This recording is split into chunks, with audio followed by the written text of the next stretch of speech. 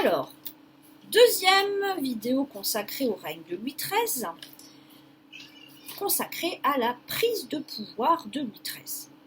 Donc, rappelez-vous, Louis XIII commence vraiment à être très très en colère contre sa mère et contre Concini.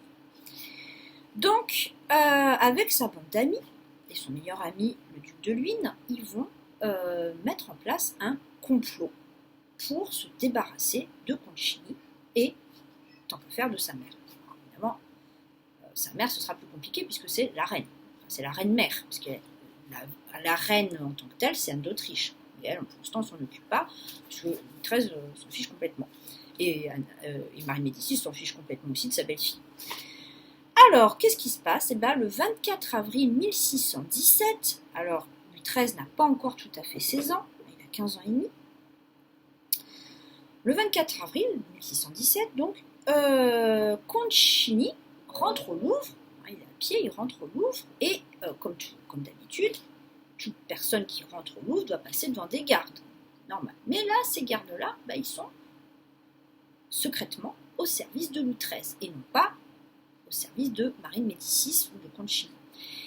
Et ces gardes, commandés par le duc de Luynes, le meilleur ami de Louis XIII, lui disent, au nom du roi, vous êtes arrêté. Alors là, Concini, quoi? Mais, ça veut dire en italien, moi? Oui, oui. Et il se défend, il dit non mais attendez, il commence à vouloir sortir son épée, puisque à cette époque, tous les seigneurs, on appelle ça des gentilshommes, c'est-à-dire des anciens chevaliers, ce ne sont plus vraiment des chevaliers, mais ils ont toujours leur arme, leur épée pour se rendre à la cour. C'est obligatoire. Donc il veut sortir son épée, et voyant ça, Louis XIII, qui est à une fenêtre du palais, du Louvre, qui voit la scène, il fait un signe pour l'air de dire allez-y. Et là, les gardes tirent au pistolet sur Concini. Il est mort. Et là, Louis XIII peut se considérer comme véritablement le roi de France. Alors évidemment, Marie de Médicis, quand elle apprend ça, c'est la crise, elle se met à hurler. Qu'est-ce que vous avez fait? Et donc là, Louis XIII fait enfermer sa mère. Il fait aussi arrêter la femme de Concini. Il fait arrêter sa mère et voilà, il lui fait comprendre, maintenant c'est fini. Elle n'est plus la chef du conseil du roi. C'est lui le roi. Et elle n'a pas le choix, c'est comme ça. Donc elle pleure, etc. Et pour être tranquille, parce que Louis XIII, en fait, il a peur de sa mère, Louis XIII décide de l'envoyer au château de Blois. C'est un château de la Loire, le château de Blois. Pas tout à fait prisonnière, mais pas non plus en liberté. Elle est en résidence surveillée. Et elle est loin de Paris, donc elle ne pourra pas s'occuper de politique. Donc elle part. Et Louis XIII peut enfin commencer son règne. Alors, qu'est-ce qui va se passer?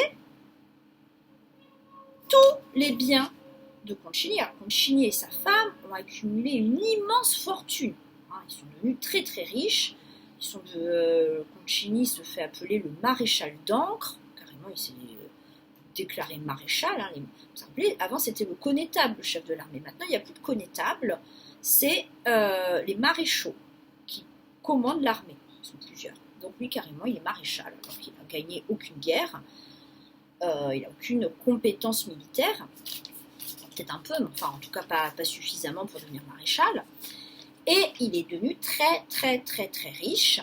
Et donc, tous ses biens ont été confisqués et sont donnés au duc de Luynes, le meilleur ami de Louis XIII. Et maintenant, c'est le duc de Luynes qui dirige le conseil. Alors, quand Marie de Médicis est partie à Blois, elle est partie avec ses conseillers, dont l'évêque de Luçon, Armand Duplessis, qui est parti.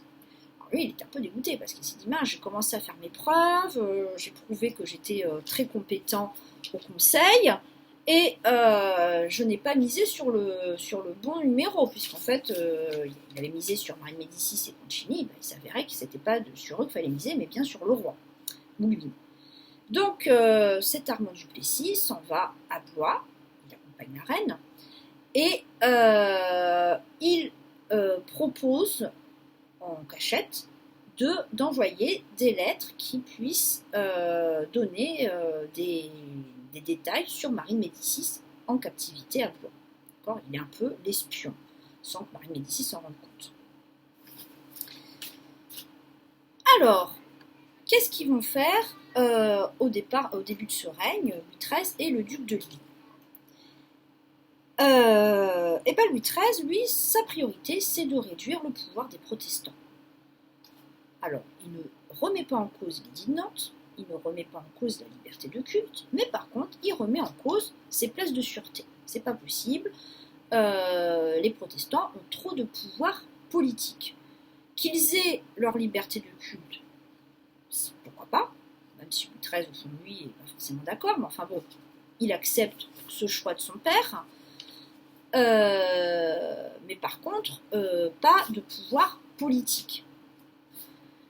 Et donc, il part, il va traverser la France, il va jusqu'au sud de la France, jusqu'à Montauban, et il fait comprendre aux protestants de Montauban que maintenant c'est fini, Montauban ne sera plus une place de sûreté.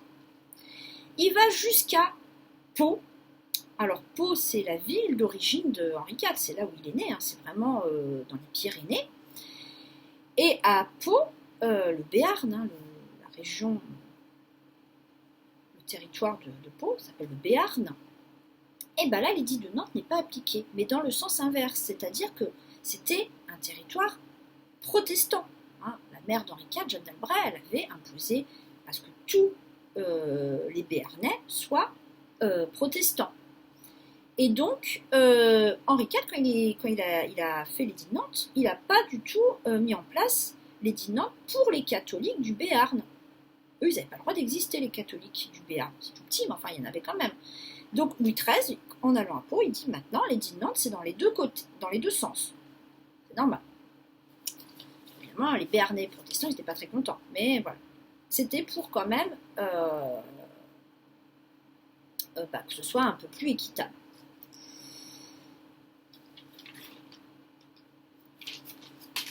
Alors, cette politique de début de règne est plus ou moins acceptée. Luynes va très vite être détesté. Alors Luynes, il a quand même une idée, maintenant que Louis XIII est quand même plus adulte, qu'il est débarrassé de sa mère, à rapprocher Louis XIII d'Anne d'Autriche. Et ils vivent un petit moment de bonheur.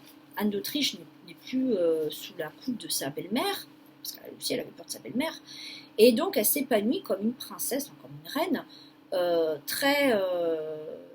comme une très grande reine. Elle est belle, elle a tout ce qu'il faut pour être une grande reine. Et Louis XIII se rend compte qu'elle a quand même beaucoup de qualités, donc il l'accepte plus ou moins en tant que femme. Ils ne sont pas vraiment amoureux, mais ils s'acceptent. Ça n'a pas duré malheureusement entre eux. Mais en tout cas, ça va être, une époque très enrichissante d'un point de vue culturel. Il y a plein de romans, de pièces de théâtre, de films, je vous en parlais tout à l'heure, sur cette époque, parce qu'il y a plein d'aventures, il y a plein de complots, et je vous en parlerai par la suite. Alors pas de ces films, hein, mais de quelques-uns de ces complots. Et avec des personnages majeurs, parce que vous allez voir, Louis XIII et Anne d'Autriche, ils ont une forte personnalité l'un et l'autre. On continuera avec une prochaine vidéo, parce qu'on a laissé Marie de Médicis à Blois, mais Marie de Médicis, elle ne peut pas rester à